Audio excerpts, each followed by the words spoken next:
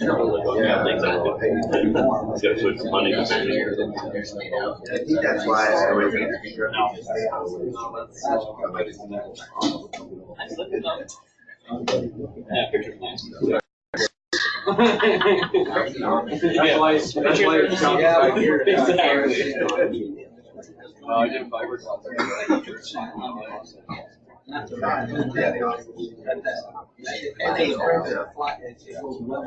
All right, good morning.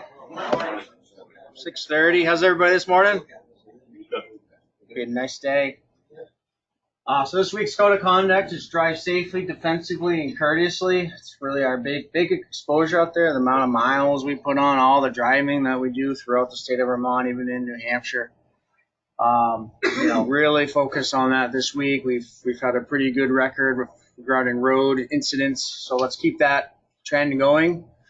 Let's really make sure to check your following distance, making sure you're paying attention. We will have some more sun glaring as the season's getting later. Now the sun's starting to rise up during our morning commute, so you have that extra potential, so something to keep an eye on. Dew is going to start setting in too soon, so you're going to have to really make sure that you definitely clean your mirrors off and all that during transport. So it's very important to really focus on driver safety because there's a lot of real bad, serious accidents. I know you've been checking the news a lot, but there's been a lot of pretty serious vehicle accidents out there. So the exposure is there. So really try to focus on driving safely out there on the roadways. So another 7 days without a recordable. Excellent job. A lot of hazards, a lot of high exposure out there. We have a lot of fall potential, a lot of cut, laceration / caught in between type of hazards, struck by hazards. So we're doing a really good job. Everyone's focused. We just need to keep that going into today and next week. Been seeing a lot of ladders out there on our job sites. It's been a couple of years since we talked ladder safety, so I thought it'd be a really good time to quickly just harp on it. A couple of things that we're doing well. We are using the right ladder for the most part for the right task. We do sometimes grab those step ladders and lean them up against a concrete form or something just to quick get access. Again, we got to eliminate those unsafe behaviors. Those step ladders, if they're not extended properly, will kick out and guys will fall and will get hurt. So it's very important. These are the small little things, the day-to-day things that we really need to nip in the butt and making sure we're using the right ladder for the right application. Most of the time we're using extension ladders. There's a couple times the last couple of weeks we've had our extension ladders. The reason why we want those things 3 feet above the landing, it kind of works as a guardrail. It's easy for us to get on and off the ladder at elevations when that thing is 3 feet above, not when it's just over, the top of formwork or something like that. So again, always try to make sure our ladders are tied down. They extend 3 feet above the landing. They're in good working condition. It's easy for these ladders to get damaged, so it's really important that we maintain and keep an eye on those inspections of our ladders before we deploy them. Angles, they roughly say they recommend a 4-to-1 ratio when it comes to extension ladders. A good rule of thumb is have the legs at your feet, stick your arms out like this, and that's roughly a 4-to-1 ratio. Sometimes if you have your ladder too steep, something it can tip or shift on you, but that 4-to-1 ratio, about 45 degrees, is the safe, most optimal angle when you're talking on your ladders. So slip, trips, and falls on ladders, we use a lot for means of egress in and out of trenches. So be careful, in your boots, and they're muddy conditions and things like that, climbing up and down. Try to really kick off your boots before you start stepping on the rungs. Because I've seen sometimes people slip, hit their chin on the ladders, things like that. So these are things to kind of be operating. These are the type of hazards that really will hurt our safety record. It's just something that's ladder setup, in and out of trenches, going up and down into our concrete forming before we place or while we're placing concrete. It's one of those things that we don't really think about, but it's a very dangerous situation. So we need to make sure that we're not doing things like this. Working on the top two of a step ladder, the top of our extension ladders. We just want to make sure we're doing good, safe working behaviors anytime we're climbing ladders, working on ladders. It's definitely a good refresher for us out there because, we're sometimes we get so focused on what we're doing that it's all about our setup. So in the mornings, when you're setting up for the day, just make sure we're kind of checking that box that we're taking care of our ladder safety. It's the right ladder for the job. It's inspected. It's properly set up on firm ground, hopefully tied off if could be.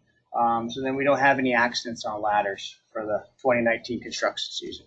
So far, so good, but let's just keep this going. Is there any questions? Okay, we'll move it over. I'll take care of the announcements. We got a promotion. Joe Severy over in Orleans. He's now operating foreman. So congrats to you, Joe. If you see Joe, tell him congratulations. It's good for him. PT 360 will be on site in about a week from Tuesday, from 3 to 4. Availabilities are all open, so if you got any things that you want to discuss, if it's stress related, if it's ergonomic, if it's you got a sore shoulder, a bum wing, a rolled ankle, really from anything, dieting, you want to quit smoking, whatever it may be, just let us know. We can get you in there. Daily reporting expectations, crew and equipment time is to be submitted by 9 a.m. the day after the work was performed. It's been pretty, it's been our goal to try to meet those timelines to make sure that everything is done and it's not just a mad dash on that Monday morning. So try to really focus on getting your time in and working with your foreman or your supervisor to make sure that we're getting our time in, we're getting our reports in. I'm going to pass it over to Ben McKinney because he's going to talk about project updates that we have in Orleans. We had a milestone, I believe, Ben, this week. Sorry, what? Hit a milestone in Orleans this week. Got some steel in the air. Yeah. Erected. Yeah. So I think we highlighted the job back in May, right after we had done the first phase of demolition. So since then, we've worked our way down into the Barton River and below it and are back up. So right after demolition, we started with supportive excavation systems. We had a zero embedment sheet pile wall on one side of the river. Zero embedment because we have very shallow bedrock. So a double course tieback sheet pile wall on one side and a soil nail and shotcrete wall on the other. After the supportive excavation system was installed, it was cofferdam construction. Cofferdams are pretty challenging because the river runs on bedrock, so you can't drive sheets and cut off that groundwater that you have to deal with for construction. So we used the traditional super sack and poly method, but we modified it a little bit with grout bags and direct grout injection to try to seal up some of these seams in the rock that would otherwise pipe water underneath the cofferdam. It took, as you can see in the pictures, hundreds of super sacks, many rolls of poly, I think 8 or 10 skids of Portland cement to get the cofferdams good and tight. Our dewatering system was 2 3-inch 3-phase pumps with our 6-inch diesel pump used for rapid drawdown and emergency flows. We still did have a couple instances of overtopping though. Once the cofferdams were relatively dry, it was time for rock removal. The rock removal was pretty hard on this job because it was very weathered and the seams were nearly vertical, maybe 60-degree angles. That made it hard because the rock had to be removed in order to put the footings down. The state required that we get down to good sound rock and then dowel into it.